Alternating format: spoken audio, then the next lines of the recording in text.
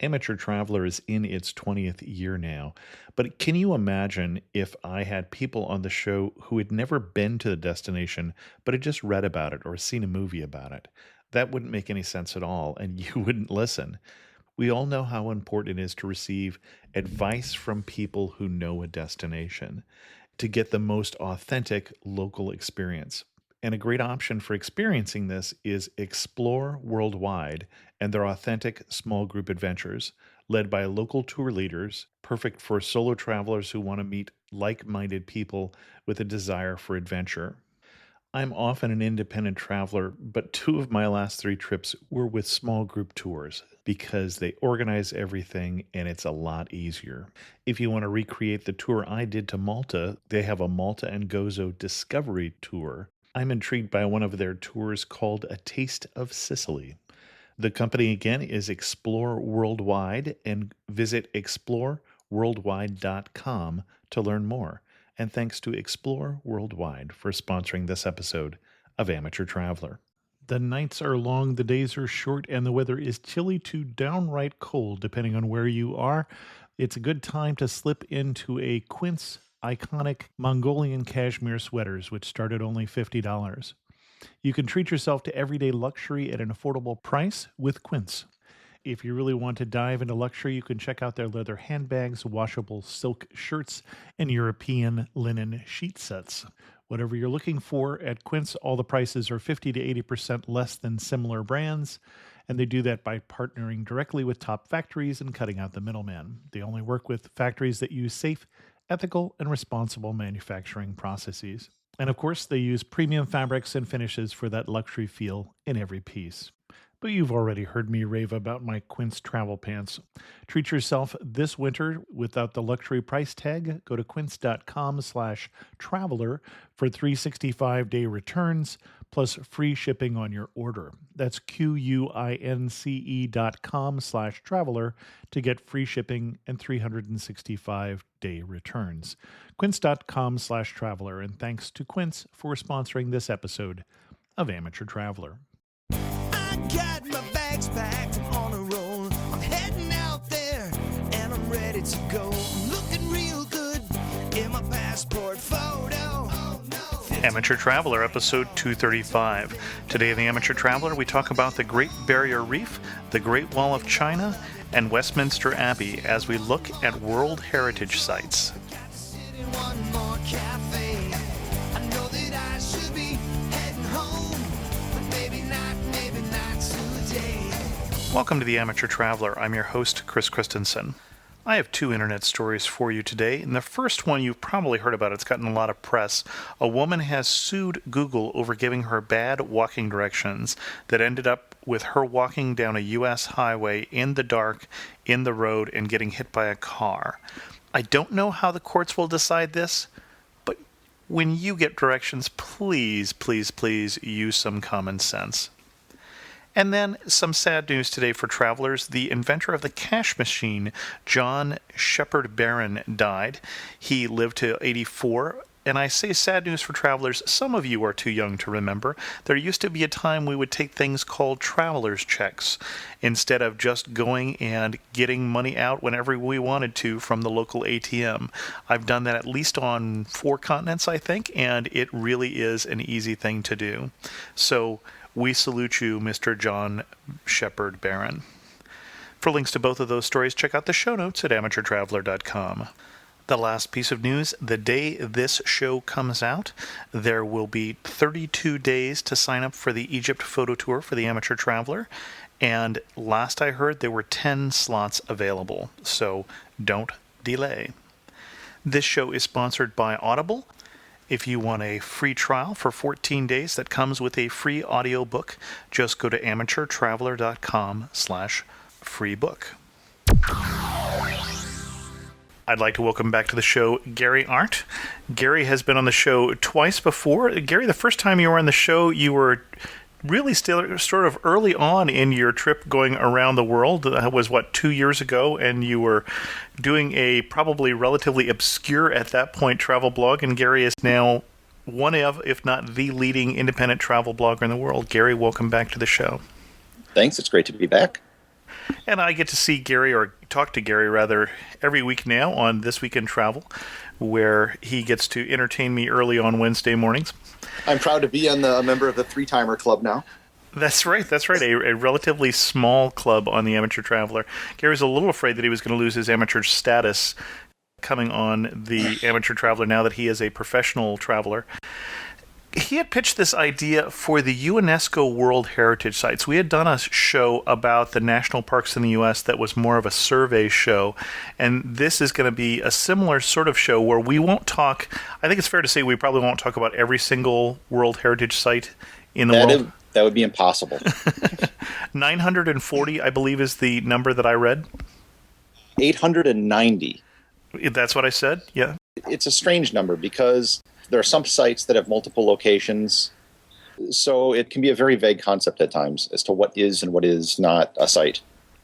Well, and Gary told me I couldn't count, for instance, the Waterton Glacier International Peace Park twice, even though it was on the list twice, because it spans both Canada and the United States. I think we'll need a ruling on that. But we were both looking, Gary keeps a list on his website, which is everythingeverywhere.com, of all of the different World Heritage Sites, the UNESCO sites that he has been to. And so he challenged me for this interview to figure out how many I'd been to also. And it looks like of those 890 sites, I've been to 55 or so. And Gary, how many have you been to so far? In my life, I've been to 116. And is it a goal to get to all of them? A goal, but pretty much impossible to achieve. We should probably just start out by explaining what these are.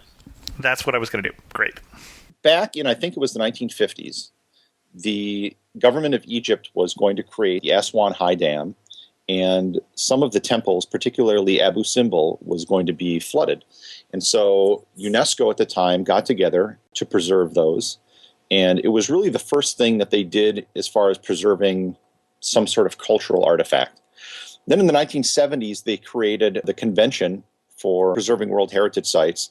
And since I think the late 1980s, they have been having a convention every year where countries can nominate different things within their country, either cultural or natural sites. And they have a list of 10 criteria, 6 of which apply to cultural, 4 of which apply to natural sites, that they use to evaluate whether something is of value to the world.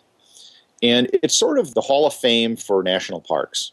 So if you were to say, look at what is a World Heritage Site in the United States, there are 19 within the United States proper and 1 in Puerto Rico.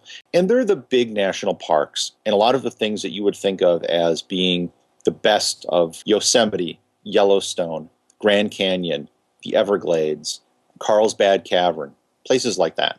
Well, but as well as smaller things like Independence Hall, for instance, which is Sure. part of the cultural heritage, obviously, of the U.S. And that's one of the big differences between, say, the United States and Canada versus Western Europe. Western Europe has the largest collection. In fact, there's a really good, and you should put it in the show notes, a KML file, which is a Google Earth file, where you can look on Google Earth and see where all of the World Heritage Sites are. And when you look at Western Europe, it's just packed with them. Italy, I think, has 46 sites now. Spain has 44. Germany and France and the UK all have a large number of sites. In the US, most of our sites are natural, not cultural, because we just don't have the history. You see Independence Hall, Monticello in the University of Virginia, Statue of Liberty, and then also some Native American sites you'll see in the Southwest. Chaco Canyon, Mesa Verde, Taos Pueblo in New Mexico, which is actually a very strange one I visited last November. It's actually a living community. People still live there. Mm-hmm. It's part of the reservation. Isn't it the longest inhabited structure in the U.S.? I don't know, but I would believe it. It seems I can't think of anything else. I can't think of what would be longer, so I'm gonna say that with a little more authority. It's the longest inhabited structure in the U.S. As long as you bring it up, there does tend to be a little controversy around the picking of the sites because of what appears to be a European bias, let's just say. Well, when they first started selecting sites, all of the obvious ones were picked first. The pyramids, the Great Wall of China, the Great Barrier Reef. I mean, the things that would be very obvious and would be on anyone's bucket list for places to pick. Right. Once those got exhausted, more and more marginal places began being selected. So they are having their convention this year, I think in Brazil in late July, early August. And so they'll announce probably, they usually announce about 12 sites. There's been a few cases of sites actually being removed from the list. I thought that was surprising. I didn't realize that that was the case until I was getting ready for this show. Yeah, it's been done twice. Once in Oman, the Arabian Oryx Sanctuary. Basically, they found oil on the sanctuary and removed 90% of it and killed off most of the creatures. So they said, yeah, you're not protecting this. We're going to remove it. And then in Dresden, Germany, they were going to build a bridge across the valley, which they believe would spoil the scenery, and that was removed from the list. Interesting. So is there, and this is something I didn't get a chance to look up, are there requirements that if you want to have a site on this list that you have to meet certain criteria in terms of preserving it? Yes and no. If there are representatives from UNESCO that will come to these sites every so often.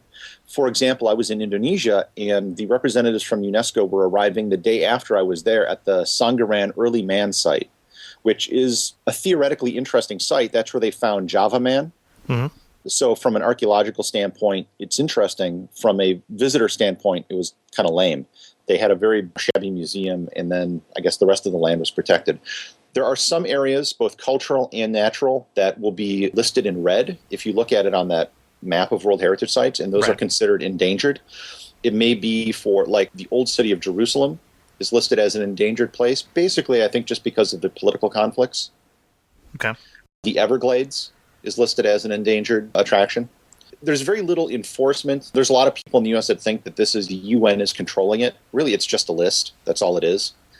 And other than the moral authority they have, there's not a whole lot of enforcement behind it.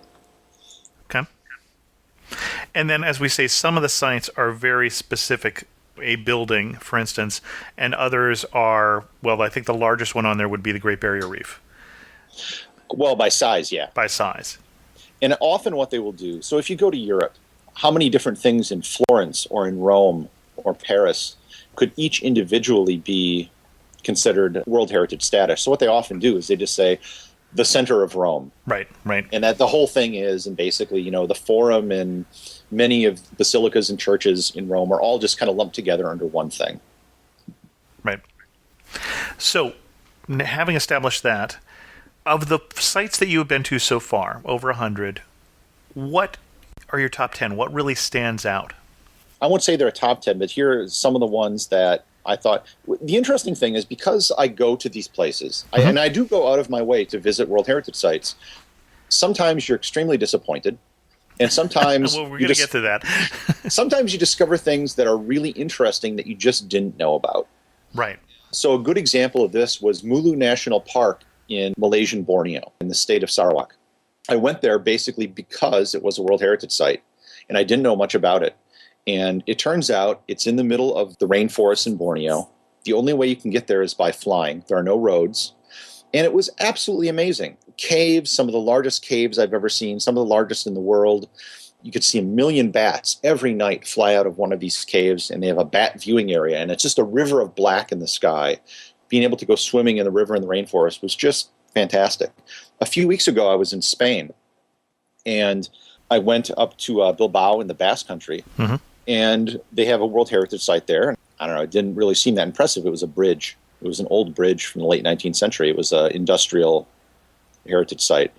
When I got there, it was actually really neat. The Vizcaya Bridge, what it was a transport bridge. So rather than having a deck where you would drive cars across, they have basically like a gondola that goes back and forth transporting cars.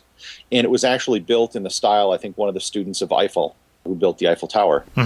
And so it was really interesting. And that's something, again, I might never have seen. Because when we visit many attractions, it's the churches and temples, the national parks, and you visit those kind of things. Sure. There was one in the Netherlands I visited. I had a friend there who drove me around basically most of the country. And we went to the Woda steam pumping station. Now... Okay, yeah, exactly. You're thinking, why is this a World Heritage Site? This is keeping the Netherlands land instead of water? Right. There are 2 World Heritage Sites in the Netherlands that deal with the system of dikes and locks that they have. One is Sure, Kinderdijk, makes sense. Okay. which is the traditional Dutch windmills and everything. And you can physically see how the different dikes worked and how they pumped water. And this other one was built in the 1920s, and it's actually still in use, occasionally used when they have flooding. But it's basically a representative steam-powered place that was used in the Netherlands to pump water. But going there, we were able to see they fired up the steam engine, and it was very interesting. And I don't think many tourists go to see a steam pumping station. But it was really interesting and something I otherwise would never have seen. The funny thing to me is, obviously, a lot of these are very old, especially the cultural sites and obviously the natural sites as well. And then every once in a while, when you're reading through the list, you come across something that you kind of go, huh. So I was looking at Mexico, for instance, and you have some real natural ones like the prehistoric city of Teotihuacan. And having been there, absolutely, clearly someplace that needs to be preserved, and it's just fantastic. Mount Alban near Oaxaca, which we've talked about on this show. But there's also a university that was built in the 1950s that made the list because it's a particular example of a architectural style from that time.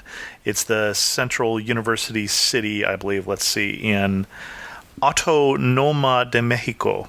The Universidad Nacional Autónoma de Mexico. It was built in 1949 to 1952, so it's not that old. No. The Sydney Opera House was recently named a World Heritage Site, and that was built in the early 1970s. You can go in Brussels. I visited one. It was the major townhouses of the architect Victor Horta. And so I purposely went out with my camera to take some pictures of the buildings that were inscribed, and I think there were 3. And I got there, and I'm like, this is it? In Tel Aviv, Israel, I think it's the Bauhaus-style buildings that were... Okay. I had a hard time finding one. And I went online, and I was like, okay, has anyone else written about this, taken pictures? And it was very hard to find examples. And I eventually found one building that I thought was a good example of that style. But again, it was really questionable why that ever got put on the list. And oddly enough, Frank Lloyd Wright buildings are not on the list. So interesting.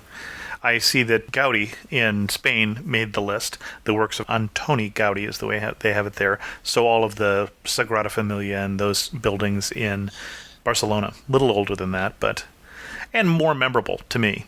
If you do visit Barcelona, you can walk right up Gaudi Avenue, or Gaudi Street, or whatever it's called. It's like, runs diagonal to many of it. And at the end of it will be the Hospital de Sant Pau, the Hospital of St. Paul. And that's a World Heritage Site. A completely separate one. So, and it's about a 15-minute walk away.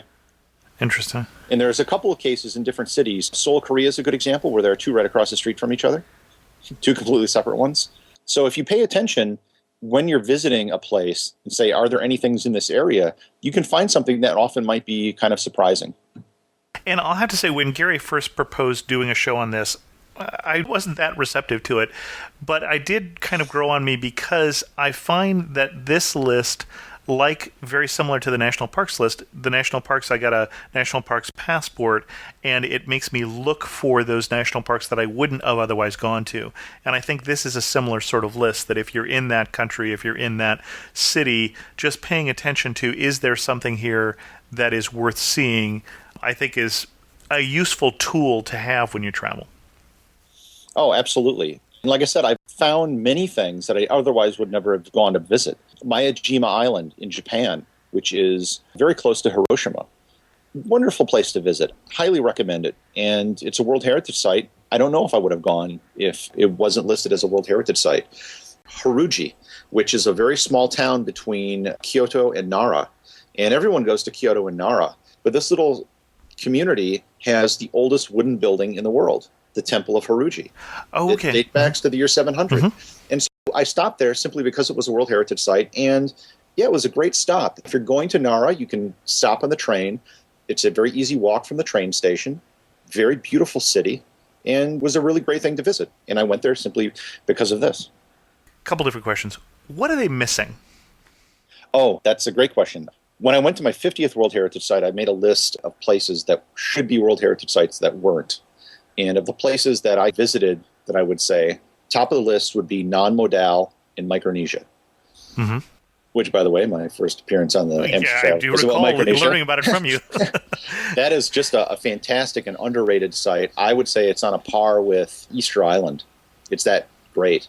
And not even on the tentative list for Micronesia. So there's, I don't know if it's held in private property or what. The Rock Islands and the lagoon in Palau and the Jellyfish Lakes, the only place in the world you see that, amazing. I visited Ostia Antica outside of Rome, which is one of the best preserved Roman That's the Roman cities. Port of ancient Rome. Mm-hmm. Not a World Heritage Site. Death Valley, not a World Heritage Site. I would think that would be. Now, one question would have to be with Ostia Antica. Is there a point at which you say that's enough Roman ruins on the heritage list or not? I mean, I don't really know how these things work. That's a good point. I learned a lot about, well, we can talk about this, the process by which a site becomes a World Heritage Site. So I was in the Solomon Islands, and I visited the island of Rennell. And I think you asked me before the show, what was the most difficult one to visit? Mm-hmm. It was East Rennell. First, you got to get to the Solomon Islands, which is, no one goes to the Solomon Islands. Next, you got to get to the island of Rennell. And to give you an idea, I think I heard they get 10,000 visitors a year to the Solomon Islands. Not a lot. The island of Rennell, they told me they get about a dozen.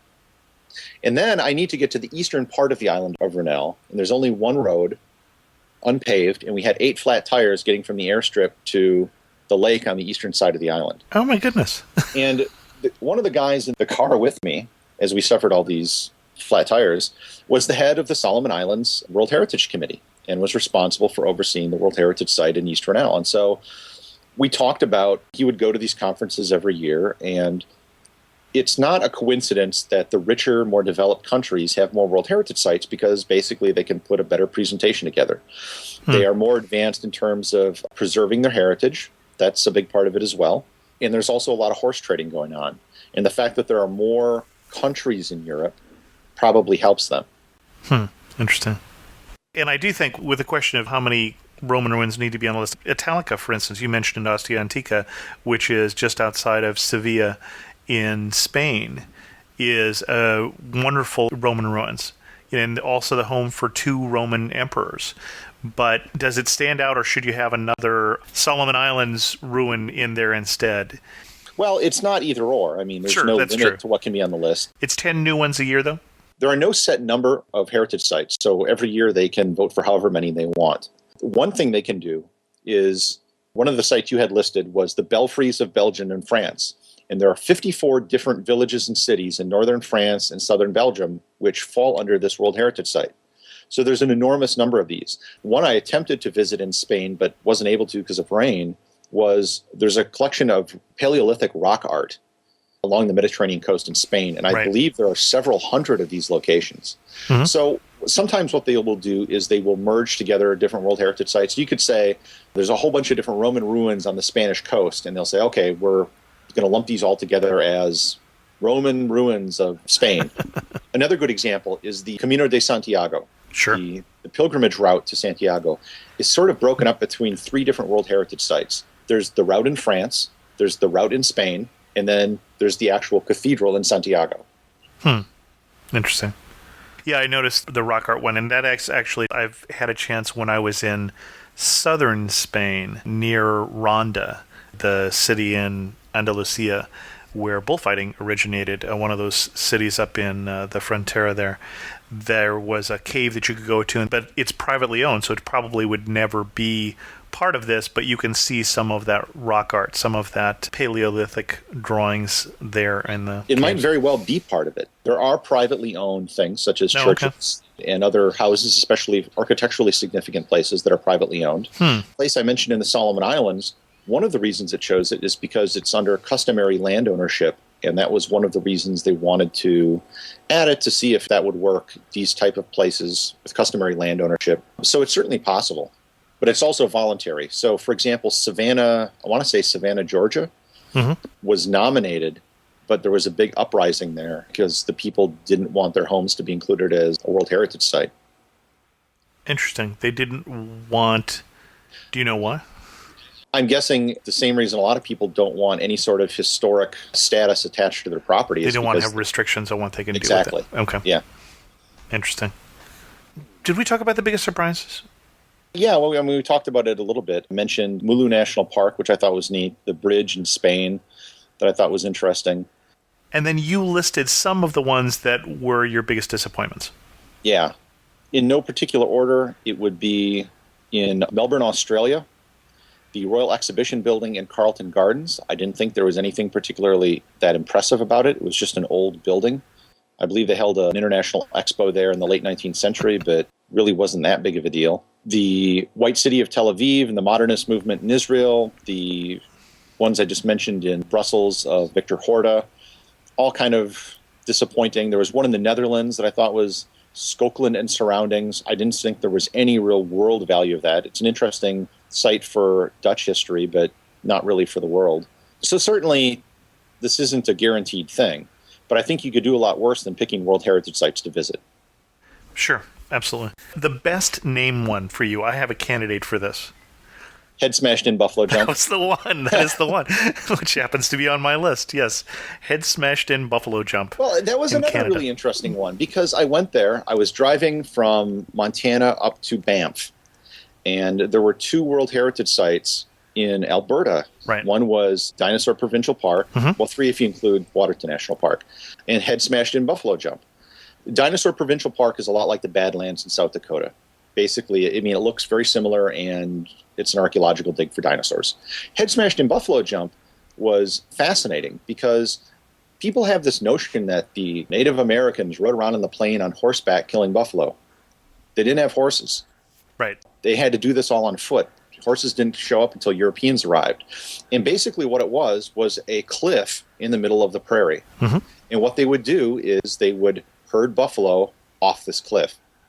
And they would set up a camp below the cliff, and they would butcher the buffalo, and they would butcher hundreds of them at a time, and they would leave the bones there. And so there are 10,000 years of bones, and for some reason, there was like a several thousand year gap that the archaeologists found where they weren't using this at all. Oh, I don't remember that. Okay. Yeah, and it gives a really interesting look at life on the plains, how they went about getting food, how they went from place to place, and again, something that you might otherwise never bother to go visit. Right. No, I actually went there as a kid. Oh. And there's a 4th in Alberta, which is the Canadian Rocky Mountain Parks is also half in Alberta. Yes, that's true. Actually, if you want to get technical, I think there's a 5th in Alberta as well. Way in the far north, I didn't visit it, but it's way up to where kind of the lake area and the That'd tundra. be the Edmonton Mall? North of that even. But I haven't visited that one yet. I don't think that'll make the list just yet. Cool. If you were to go to the U.S., what one site or few sites should everybody who's going to the U.S. or who lives in the U.S. not miss? Just World Heritage Sites? Just World Heritage Sites. Well, obviously, if you're going to New York, you go see the Statue of Liberty. That's a World Heritage Site. Unless, of course, you live in New York, in which case you don't. Exactly. You'd probably take a train ride to New York to Philadelphia. Independence Hall is a World Heritage Site, plus all of the other historical things in Philadelphia. If you're coming in through California, obviously Yosemite and Redwood National Park. Sure. The Grand Canyon. And if you're in the middle of the country, Cahokia Mound State Historic Site. Which I have not been to, in southern Illinois. Yeah, it's right outside of St. Louis. In fact, if you climb one of the mounds, you can see the St. Louis Arch very clear. Interesting. That's another one of these places I didn't know much about. And this was in the United States. I didn't realize this was a thriving community of about 50,000 people on the banks of the Mississippi before Europeans showed up. And there weren't a whole lot of permanent settlements in the United States and Canada. It was mainly nomadic people. So that's one of the very few examples. Today, it's basically just a bunch of dirt mounds. But that's what it was. And again, an interesting archaeological site. Well, and the interesting thing for that is I've been up in the Arch, so I've been within sight of this and just had no idea it was there. So there's kind of a road trip that I can see on my map here of the ones that I have missed in the U.S. The one thing I would say about this Statue of Liberty, I think Statue of Liberty is wonderful, but if you go to that, also go to Ellis Island, which is part of the same, you can take the same ferry to both of those. And I don't know that Ellis Island is necessarily part of the World Heritage Site, but it's definitely a must-stop in the same trip. No, I don't think it is. But there are other interesting places if you go to other major cities that you might not know to visit. So, for example, if you go to London, Tower of London, Westminster Abbey, Those are both World Heritage Sites, very obvious. If you get a little bit out of town, there's Maritime Greenwich. It's where the Greenwich Observatory is. And the one that really surprised me in London was the Kew Royal Gardens. Okay. I think they were created for Queen Anne, and really a great place to go, wonderful gardens to just go and walk around for several hours. Oh, I missed that on my list. Okay, Kew Gardens, yes. I've been there. Yeah. An interesting one I visited is if you go just outside of Venice. So Venice is sort of one giant World Heritage Site. Right, sure. But if you take a short train out, you can go to Padua. Right. And of all the things in Padua, they have the Scrivinci Chapel, which is not a World Heritage Site, which probably should be. I think the cathedral at Padua is great. It gets very few tourists. The thing in Padua that's a World Heritage Site is the botanical gardens, the University Botanical Gardens, which were the very first botanical gardens in the world. And they don't have the original plants, obviously. They don't have the original, you don't even know what the original species were. It's just a garden, a particular area with dirt in it. And it's a World Heritage Site. It's one of those things like my grandfather gave an axe to my father. He replaced the head and I replaced the shaft. Is it still my grandfather's axe? Well, if the garden is a World Heritage Site and you replace everything in the garden, including all the dirt, is it still a World Heritage Site? Interesting. Now, we've done a show about Padua, but I don't remember the gardens coming up as a must-see stop. Well, it isn't really a must-see stop. It's within easy walking distance of the cathedral if you're ever there.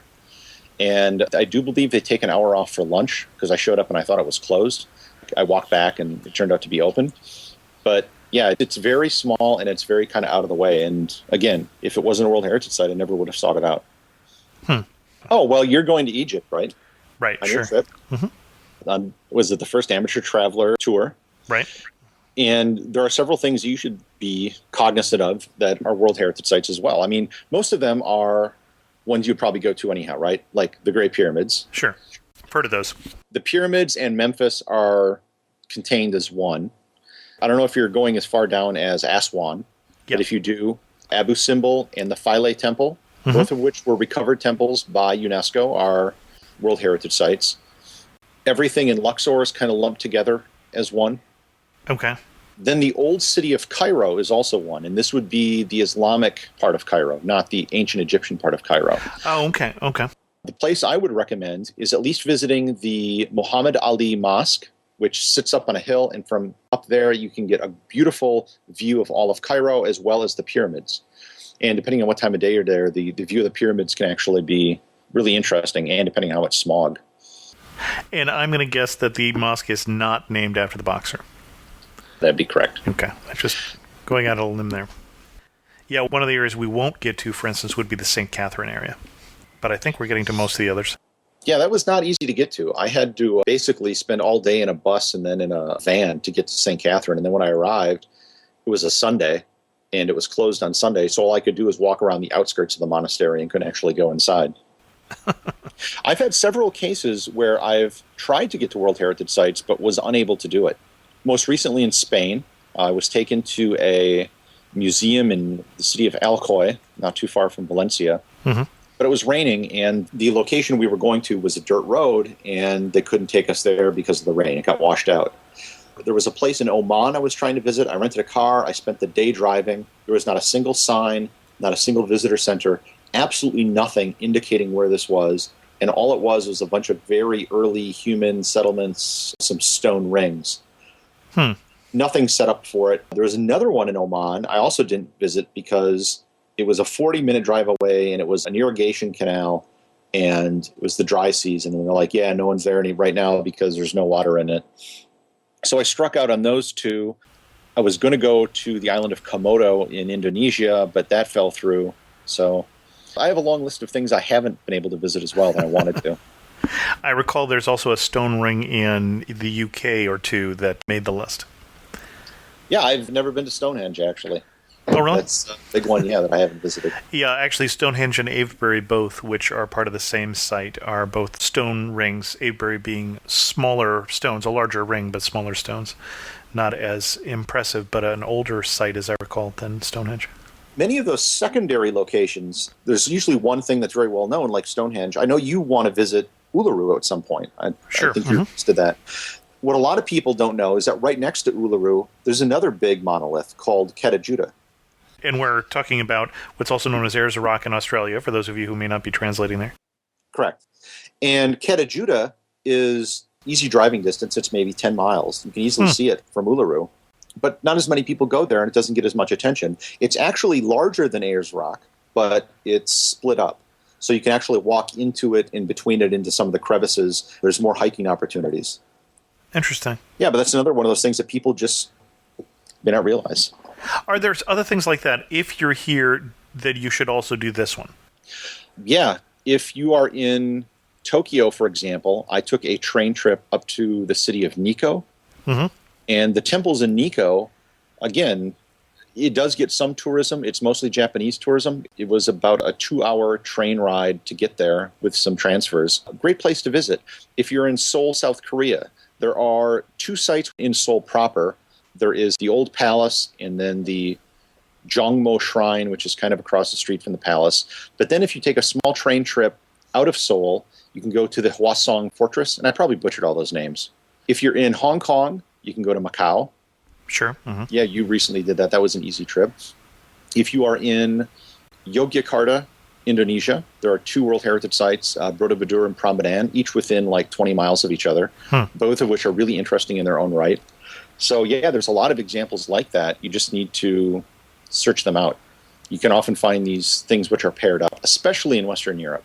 Just looking at the map of, say, Northern Europe, if you were to rent a car, you could easily just go from town to town, because some of these older cities, the entire town is basically a World Heritage Site. Excellent. Yeah, I haven't yet found the World Heritage passport that I can print out or that I can buy, like my National Park passport that I can start getting my stamps in, but definitely something. We'll put a list of the main list on the World Heritage site in the show notes, so you check it out and do your math. Leave a comment on this episode how many you have been to. I'd be really curious to see. You know, a lot of people, they say, you can usually summarize your travels in saying, I've been to X many countries. But there's usually some, well, I was only there for a layover on a flight, or I didn't. If you visit these things... Sorry, we don't count the layovers on the flights. But some people do, some people don't. This is something where if you go to see an attraction like this, you're going to see something which is culturally or naturally significant. Right. I think it's a much better way to kind of flesh out how traveled you are. And yeah, it's a list, and no lists are perfect, and they're always changing, and you can debate and argue whether something should or should not be on the list, and I think that's one of the fun things of doing it. But yeah, especially if you spent a lot of time traveling through Western Europe, I think you probably may have visited a lot of these without even realizing it. Right, exactly. I'm sure Rick Steves is a very high number. I'm sure he does. And I'm not necessarily suggesting that if you have done this list, you're a traveler. If you haven't, you're not. Or even that more countries is better than fewer countries done in depth. But I think this is an interesting resource, and that's why I thought it was interesting to do a show on this. Gary, I'm not going to ask you to summarize World Heritage Sites in 3 words or less, as we normally do on this show, because I think that might be something in frustration. But what is the site that you have been to that felt the least like Wisconsin, where you are now? The least like Wisconsin. The most foreign. I would say, well, actually, I'm going to also answer that by the most like Wisconsin. But the least like Wisconsin is probably either Petra or Masada. Interesting. In Jordan. I mean, because they're in a desert, right? You have the Dead Sea nearby. Absolutely nothing like Wisconsin. The one which is most like Wisconsin, which is shockingly like Wisconsin, was the Bemster Polder in the Netherlands, which is basically one of these recovered, when they build the dikes and they have all the land below sea level, this is one of them. And it's basically dairy farms. There's a lot of Dutch that have immigrated to Wisconsin. And when I was there, I was like, wow, this is Wisconsin. I mean... Good cheese, good beer? I don't know about the beer, but I'm sure they got cheese. Gary, thanks so much for coming back on the show and thanks telling us a little bit about so many different places this time. It was fun.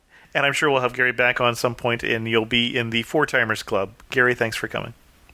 Thank you.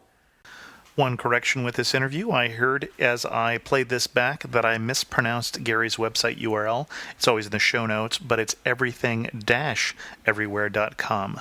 I have one internet resource for you. For those of you who've been paying attention to the Amateur Traveler site, you may have seen that I put out an article about jailbreaking and tethering with your iPhone.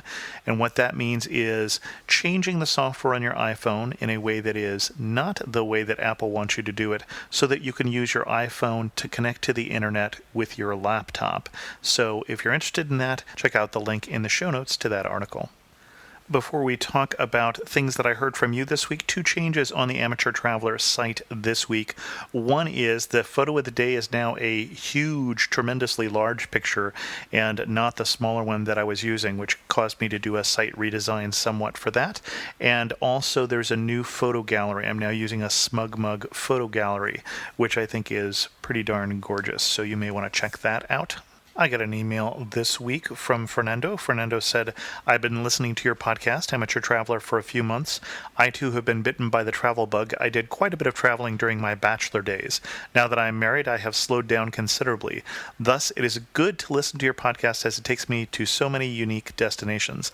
I've listened all the way back to episode 109, and I can't wait to listen to more of your old and new episodes. Although I haven't done much international travel in a while, I wanted to pitch a few destinations for you that are both interesting and unique. And then Fernando went on to pitch 2 destinations. I did want to use this as an opportunity to tell people that it is acceptable to tell me that you have an interesting story. I may or may not get it on the show, and always it's useful to check to see if we've talked about that area. And I want it to be something around 1 week in length, something that would take a little while to go see. But feel free to pitch things. And then also, if you have travel stories that you'd like to share on the Amateur Traveler blog, again, I am looking for contributors. I will try and edit them, or I will try and critique them so that they fit into the blog. But I did want to use the opportunity of Fernando's email to point that out. Last week, I asked people to review the show, give it a review on iTunes, and I'd like to thank those of you who did. Specific thanks to Tom in Huntsville, who put in a review this week. And then speaking of participating, congratulations to David Gronowetsky, who is the winner of the May photo contest, which was Sense of Scale, with a photo that is a panorama of a glacial lagoon in Iceland. I'll put a link in the show notes to that photo. This won't, even for those of you with the enhanced version of the show, it's not going to work really well in that small photo size. So you're going to want to go check that out on facebook.com/amateurtraveler. There is going to be a photo contest also for June. Again, Ralph Velasco, who is joining me on the Egypt photo tour, is our judge, and he is also going to give his book of photo tips to the person who wins that. In June, the theme is humor, so go to the Facebook page and submit your photos. With that, we're going to bring this episode to a close. If you have any questions, feel free to leave a comment on this episode at amateurtraveler.com, or send me an email to host@amateurtraveler.com, or follow me on Twitter at Chris2X. And as always, thanks so much for listening. I got to see one more cathedral. I got to sit in one more cafe.